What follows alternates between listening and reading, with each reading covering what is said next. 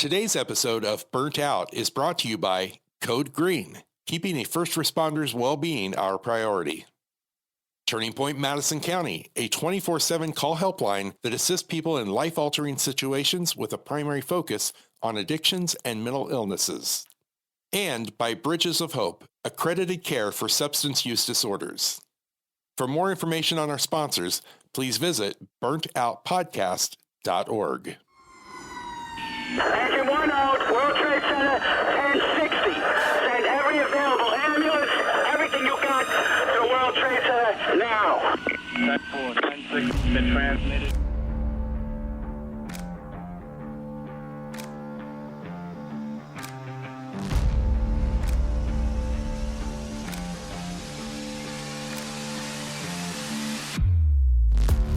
Welcome to Burnt Out.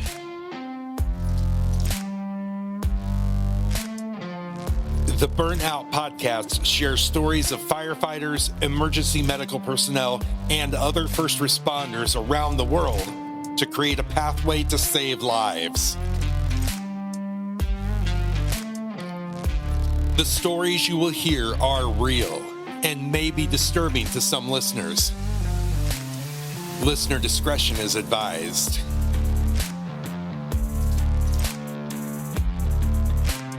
And now I'd like to introduce you to your host to Burnout, a 33-year retired veteran of the fire department, Skip O. Sean, thank you for that introduction. I'd like to welcome everybody to Burnt Out Podcast. And we got a good guest here today, and his name is Jeff Duer. Jeff, welcome to the show this morning. Good morning. Thank you, Skip. Good morning. I appreciate you having me on your podcast here. No, this is Amateur Hour. If you heard, this is also Jeff is known as the old guy on TikTok. If you heard some of those videos, it's pretty cool. If you go to Just Jeff, but I really like listening to his videos. He's got some wise things to say. So jump on TikTok sometime and listen to Jeff's videos. Jeff, could you give us a crash course where you're from and what department you're at, if you don't mind? Well, I'm actually right now currently in Maryland, in the southern Maryland part, about 25 miles south of the District of Columbia. As far as work goes right now, I am out of service. I sustained injury 2 years ago on the job to my knee thing, so I've been kind of out of service, like I said, since then. So that's pretty much where I'm at, and we'll get into that more as this episode continues. I promise you that. Absolutely. Well, you got some special family members that live with you, some four-legged angels. You want to introduce them or tell them about them? I have my favorite two dogs that I have right now are Kuma and Mika, in no particular order. They're sitting about 8 feet away from me right now, so I can't make them mad because they'll come at me. They're 100-pound shepherds each, both rescues. I've had Mika it'll be 3 years, the 22nd of December, and I've had Kuma for 2 years, the 5th of March coming up. They're my kids. They are my life. They are the, I don't know if we're supposed to cuss on here, so I'm not going to do that, but they are the cool dogs. Hey, this is raw. You be yourself, man. You don't hold back. Yeah, they're my shit. They are my shit, yes. Cool. Well, Jeff, years ago when you got on the fire department, or you was thinking to be a firefighter or a career, what was your vision, like 6 months before you got on or when you decided to make that choice?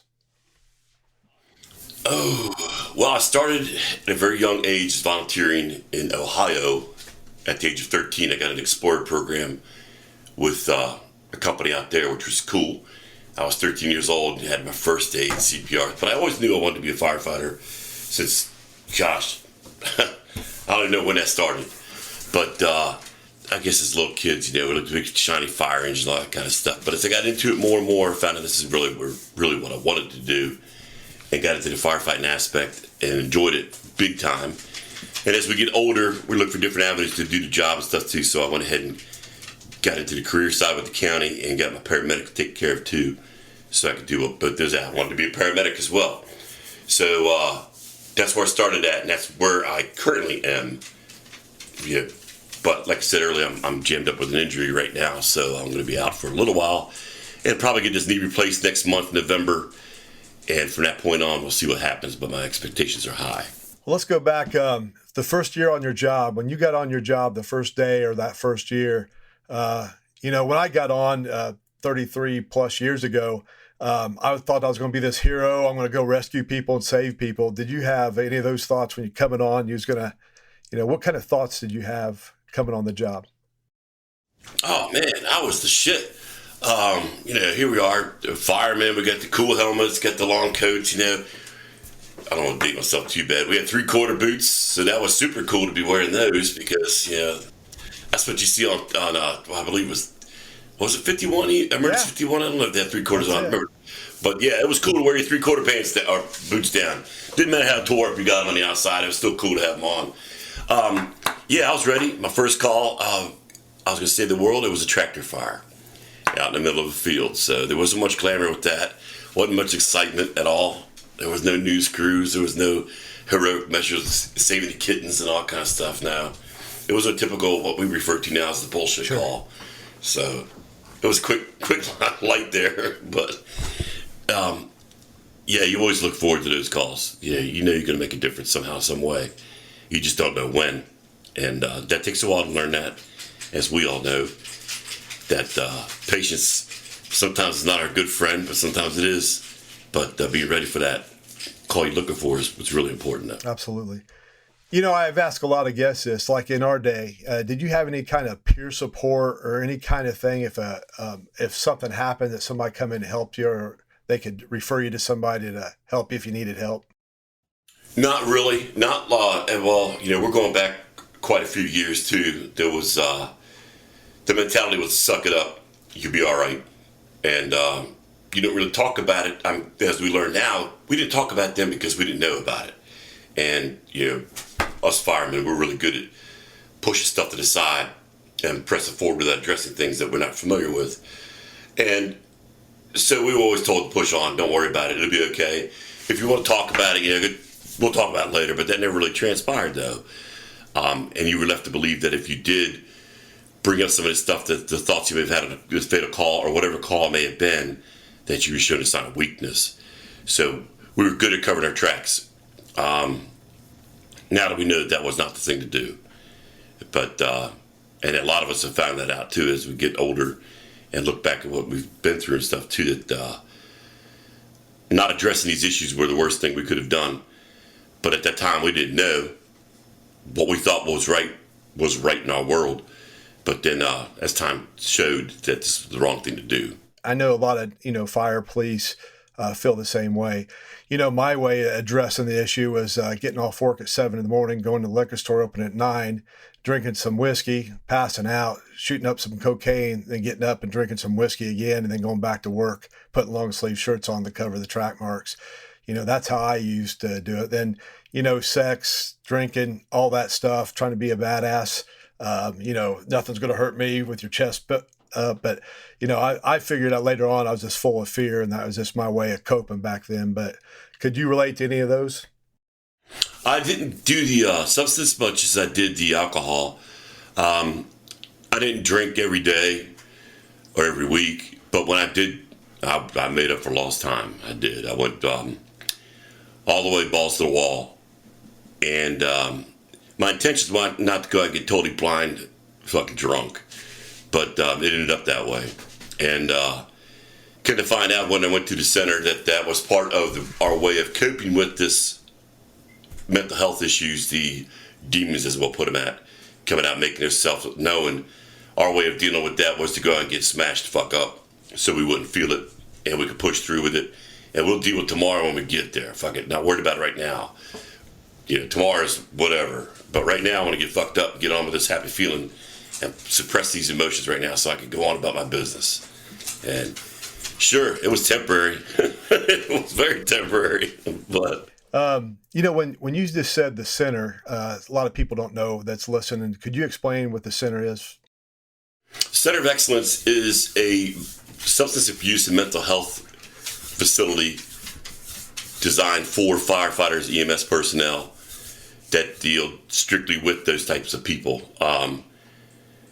They have a program that is amazing. It's hard to explain because it happens so fast when you get in there. But the programs are designed to help you, the individual, deal with whether it's mental health, substance or both of the issues and identify things that may be jamming you up. So you learn how to cope with these things. Now, when I went in there, I was lost. I didn't know who the fuck I was. I didn't know who I was, where I was. I didn't even really kind of knew why I was there, but wasn't sure. I had a lot of unanswered questions. And the process going in there is a bit intimidating because you're not sure what's around door number 2. But you quickly accepted in by the people. You were there with brothers and sisters as well. And you'll let your guard down just a little bit the first 24, 48 hours, but not all the way. That's a no-no. We don't do that shit. We can't show our vulnerabilities. No, fuck no. But, and once you get established with people and start going around, the programs they have there are spot on. I mean, I learned so much about me. I didn't even know. I didn't know at that point in time when I went to the center, I didn't know how to grieve. The fuck? I mean, I guess I missed that book in school. I don't know. But I didn't really think there was ever a way of learning how to grieve or how to address grieving issues. But like I said earlier, for firefighters, we're great at suppressing our emotions. And so instead of grieving, I'd find something else to do. And with my boys and girls, I'd take care of them and stuff that they needed issues to take care of. Whatever it may be that I didn't have to involve myself with, I was there. And I'm not doing everything except for me, which, as we found out later on, that this is not the way to do it. It's actually the worst way to do it. But, again, we're firemen. We know everything. So, and if we don't, we'll call another one. So it's we're some hard-headed fools. We really are. But I tell you, you might say you're hard-headed, but you got a heart of gold. Every once in a while, I'll get a message from Jeff. Hey, somebody needs some help. Could you talk to him? And the messages you put on social media, and a lot of people, they like you, they like the message. You are the real deal. You speak from the heart, and you don't pull punches. And I think that's what us as first responders or firefighters need to hear. And when I say don't pull punches, I mean, you share your feelings, your emotions and stuff. And that's what the Center of Excellence and all the treatment centers that I've been in through the years has taught me. And it took a while to break my ego down and get that fear out of the way so I could walk through that door of recovery, and not just recovery of drug addiction, but recovery of mental health as far as the PTSD and stuff. But when you were in the Center of Excellence and you pass or talk about, if you want, was you in any of the trauma classes or anything like that? Yeah, and I had my worst breakdown in that trauma class. There was an individual talking about they were leaving the center, and as a process there, you would talk about what brought you in there and read the letter as to what the letter, or why you were in there, rather, and recap some events. And this individual was talking about a call he was on, and he came up on the accident and realized that it was his daughter who, in fact, has perished in this car crash, and he's on this call, and that's his daughter in his car.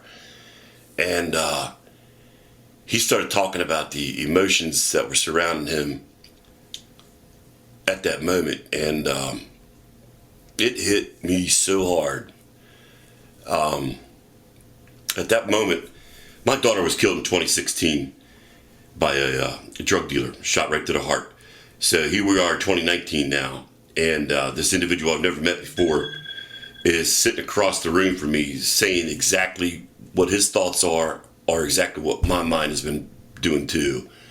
The second guessing, all the questions, the not having closure to why this happened to you, why were you there? I mean, there's so much shit going on. But to hear somebody else say exactly what was going on in their mind through their voice was, I'm not gonna lie to you, Skip, it fucked me up. It did. I curled up in a corner and I could just bawled my little eyes out for a few moments. But that was pretty wild. That was an eye-opener. That told me so much that, what I was feeling was in fact normal. I'm not fucked up. Well, sort of, yeah, but not,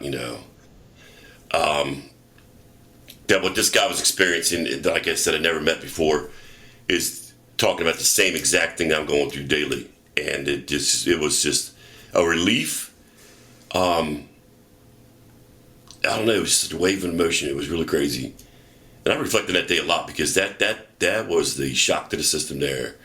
It really was. It sounds so minute, unless you were really there. But this guy had no idea what the fuck was going on. I'm just new to this place here. I don't know what tomorrow holds. Although I got a shit ton of paperwork I had to do. But then I'm already relating. And relating in really hard terms too. This is not shit you talk about over the coffee table. This is the real deal, and it was pretty cool. So that was an eye opener. So I was dealing with the death of my daughter.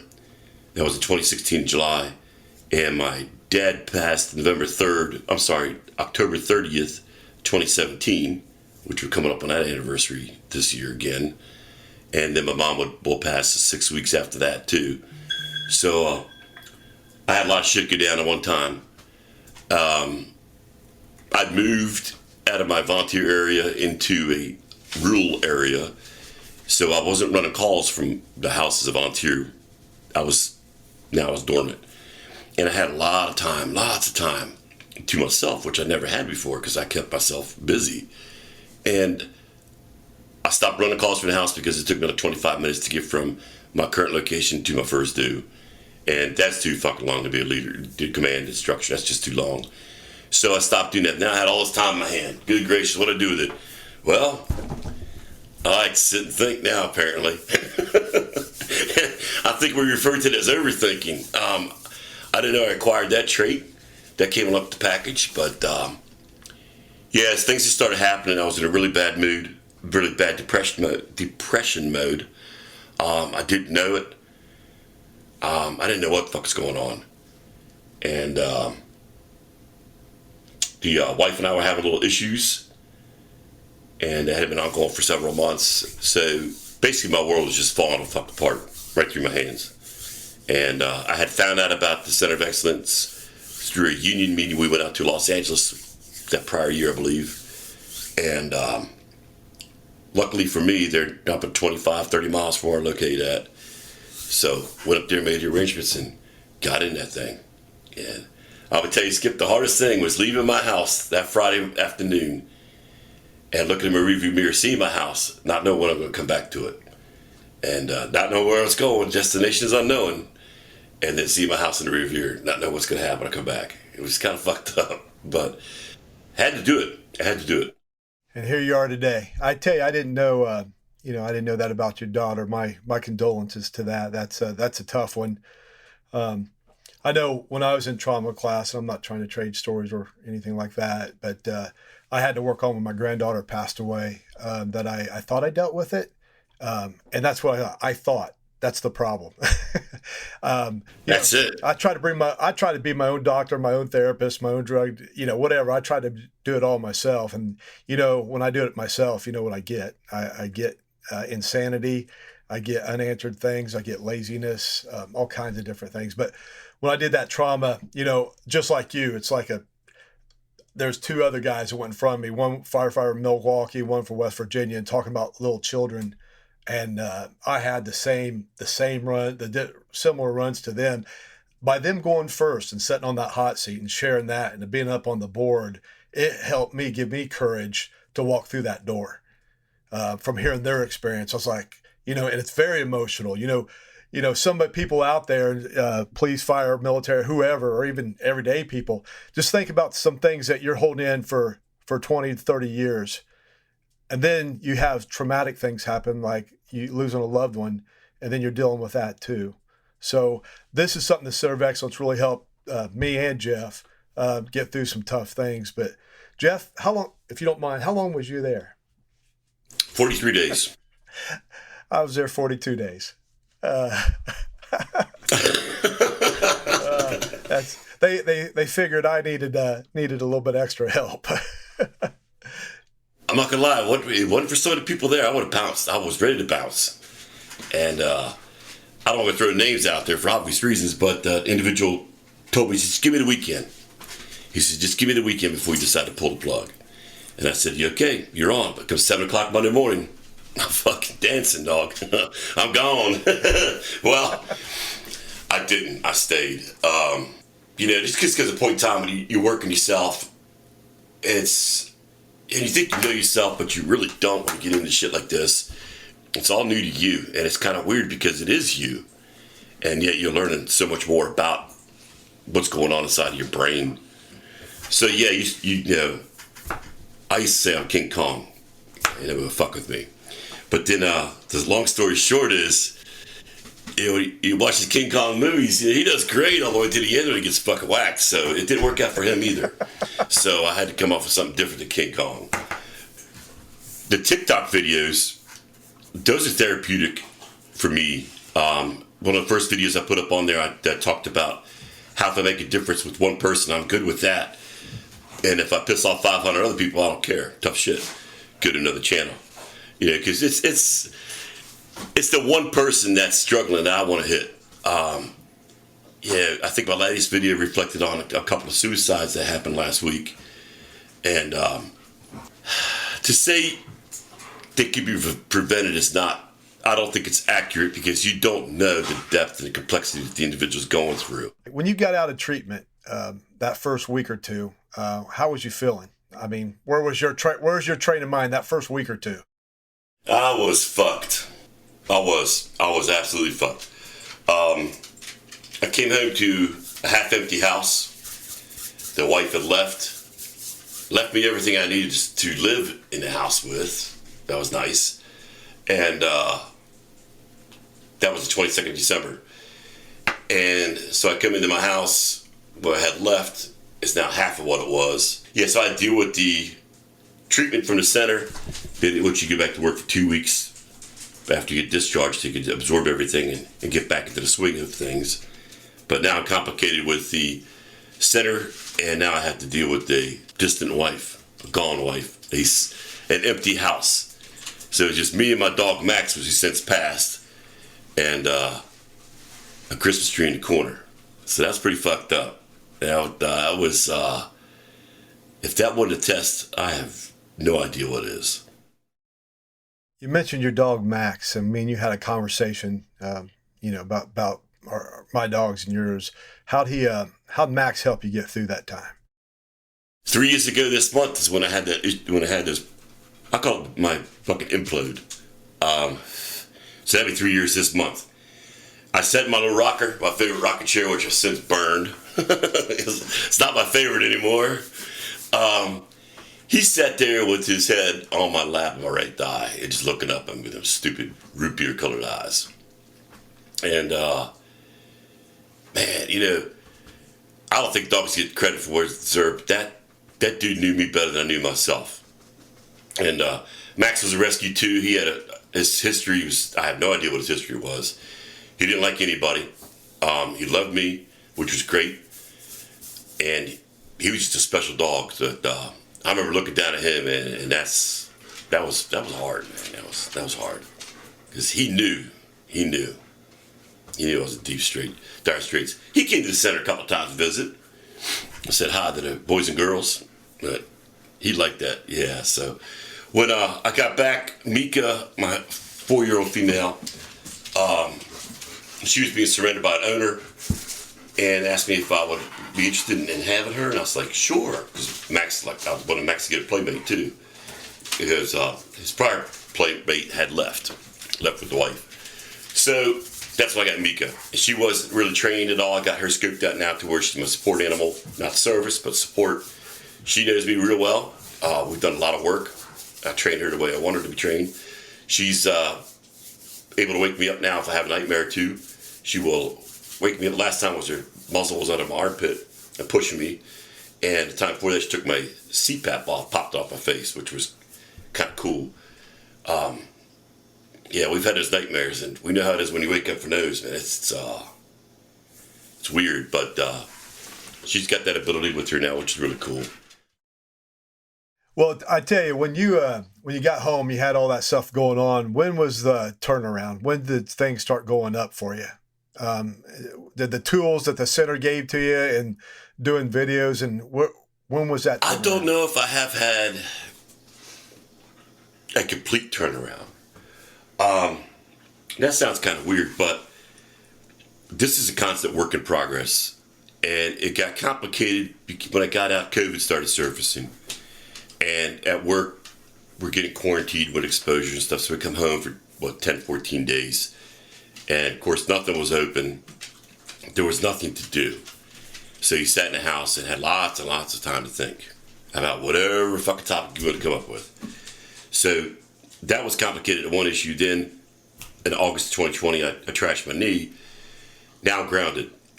And so the whole point behind this is now, instead of working like we like to do to get away from things and clear our mind and we enjoy our job, now I'm sitting home and I don't have the job to go to. I don't have that release anymore. And even if it did, restaurants were closed, so on and so forth. So there's really no place to go. So it was a struggle. I was still drinking then. I went on Facebook Live, was doing some DJing thing, because I'm fucking bored. And, they were cutting me off. I guess I was fucking up with the copyright. Oops. Yeah, so I was perfecting the perfect orange crush during that time. And then I went over and found out, discovering the qualities of different types of whiskey and how the whiskey ball works with the ice and all that stuff. Everything I could do to keep something going on. But it went with alcohol because, hey, that was my fucking choice. Get back. Yeah, that was good. So March of 2020. Was it March? No, 2021. Get my date screwed up. Yeah, March 2021. I got fucking ripped, roaring drunk, bad. And that's when I quit. Because I woke up sort of the next day and hung over like bad, fucking horrible. And saw the remnants of the whiskey bottle like terminated, and there was nothing left out of a fifth. I was on the floor with the dogs. I don't even know how the fuck I got down there. I don't know if I laid down there to hang out with them or if I fell down or what, I don't know. But 5:30 in the morning, the music's blasting through the house. I'm fucking wasted, drunk, and hungover. And that was it. I was done. I don't know what happened. So that was it for me. I said that's enough drinking. And I haven't drank since, just because it was seriously non-productive. Seriously. Yeah, I don't miss the drinking. I thought it would be a problem. It's not. I was able to go out with a buddy of mine, went to the beach, get away for a while a couple weeks ago, and went out to a club and was hanging out, and he's drinking, having a good old time. I'm not drinking, I'm having me a good old time. So that's an eye-opener. I've never, and I can't tell you the last time I went to a bar sober and being single now and having to do the old tactical moves. I have no idea when I've had to do that before, but it's doable. And it was kind of cool. I was actually proud of myself for walking out of there totally sober. It was cool. Jeff, there's somebody like you, like us, man or woman, fireman, policeman, military. They're sitting in the room. They're listening to this podcast. They're struggling, whether it's with addiction or whether it's with their thoughts of past runs or just life problems. And what would you tell them? Oh, wow. Shit, Skip. I knew you were going to do that to me. It sounds like such a cliche, but don't give up. Don't. One of my videos I have out there says, you've made it through 100% of your worst days. So if you look back at that, you made it this far, you can make it again. That sounds so easy, but when you're in dire straits and you can't find that way out of that hole, it just seems like everything's collapsed down on you. You have no way out. But there are ways out. There are people that you can call. I encourage people to make a list of those friends, and I do mean friends, not acquaintances, while you're in a good mood. So when you go to call them and you're not having such a good day, that you put their name and number down over conscious, you were aware of that and comfortable with that. Call these people, talk to them, and just tell them straight up, man, hey, I'm having a fucked up day. I don't know which way's up. Whatever the case may be, lay it on the line. Be honest with that person. The more you communicate with them and they understand what's going on, the better they may be able to help you, and it will help you to be able to vent that information out too. Don't give up. I mean, the hardest thing is finding that way out.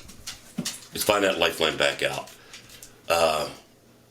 always talk about when you're in a fire, never let go of the hose line. And it's kind of like the same thing there is when you're on that bad day, you can't find your way out, you can't see the light at the end of the tunnel, nothing's going your ways. You don't let go of that fucking line.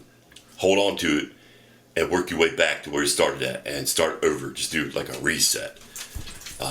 It will get better. Try to figure out what caused it, what triggers set it off.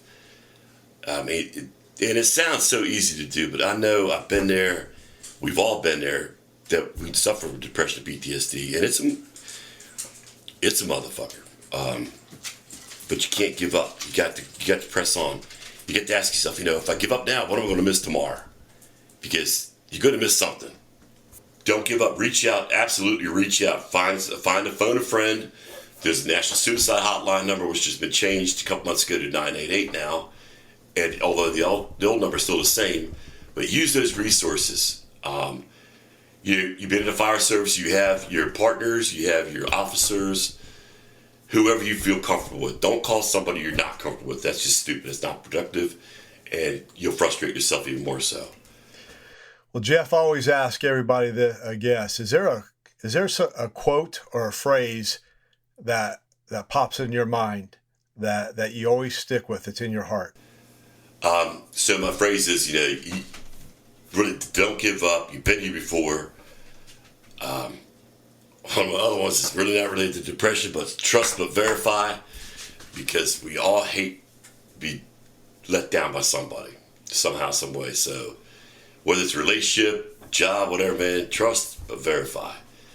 Well, Jeff, man, I really appreciate you. I like those phrases, but thank you for coming on here and sharing your heart with everybody. And if you want to get a hold of Jeff, you can go to Just Jeff on TikTok. You can also, if you need some extra help, Worldwide Peer Support has some Zoom meetings Tuesday, Thursday, and Sunday, 8 p.m. Eastern. You can jump on there, go to worldwidepeersupport.org, or just go to the website, burnedoutpodcast.org, and you can go to the little pie thing and get to the website that way. But Jeff, again, thank you for being on here, and I hope you have a great day, and I hope everybody there that's listening over here has a great day too. Just remember, when you go home at night, shut the radio off and get some sleep. Thank you.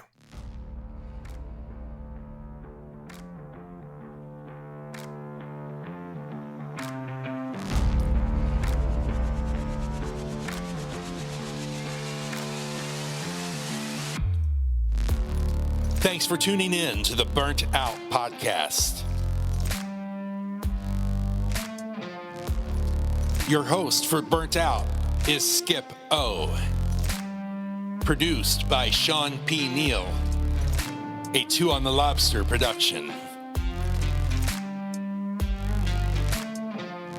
Tune in every week for fresh episodes of Burnt Out.